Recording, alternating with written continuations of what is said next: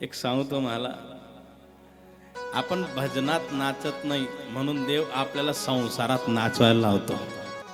आणि जितकं संसारात नाचतात तितकं दुःख येतं. जितकं भजनात नाचतात कथेत नाचतात तेवढा आनंद पदरी येतो. तेवढा आनंद पदरी. ज्यांना कथा ज्यांना भजन आहे त्यांना आनंद आहे. ज्यांना हा आनंद घेता येत नाही त्यांना संसाराचं दुःख आहे. आणि सांगू तुम्हाला, आनंद घेता येत नाही याचं मागचं कारण आहे, आनंद घेण्या इतकं आपलं पुण्य राहत नाही. बहुत सुकृताची आणि म्हणून विठ्ठली.